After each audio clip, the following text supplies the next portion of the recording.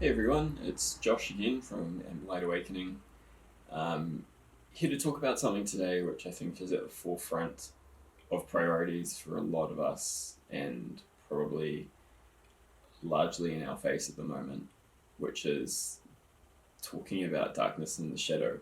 Not in a big sense, not outward, but kind of internally more than anything. Because darkness and shadows are in essence, a pretty big fact of life, and more to the point, they're essential and necessary aspects with which we're entirely reliant on for the ability to kind of live and also kind of thrive. Why then do we have such an aversion to our own, or the shadow that we all possess? And I guess it comes back to kind of the archetypes that were presented to us kind of from birth and kind of that are ingrained in us from a really young age, which define the epitome of humanity, so to speak. So we're given these unrealistic ideals that are presented as having like the very absence of a shadow or any elements of darkness. And darkness is portrayed as a separate and undesirable kind of thing. Like it's always something that's to be cleansed or to be purged, or is always presented as being separate of the self, kind of like a leech that kind of latches on and overtakes someone, right?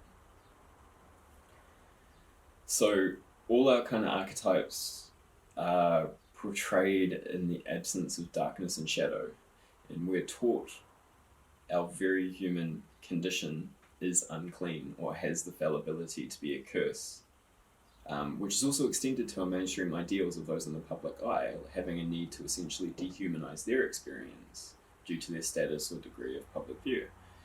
And the onus is placed on them to kind of fulfill these archetypes due to their status, when the reality is that none of us are really free of our humanness, and the human experience is something that is kind of terminal to all of us, no matter what creed or race, degree, status, position held.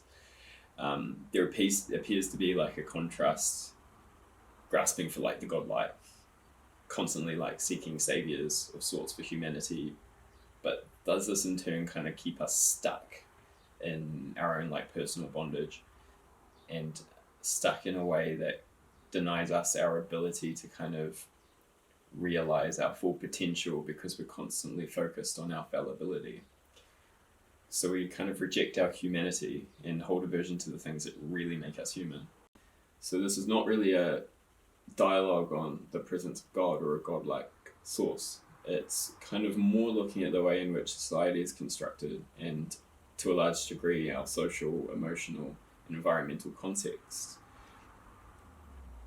which in turn creates a resistance or aversion to the shadow, the very element of all of us, which is essentially our key to self-acceptance, awareness, and growth.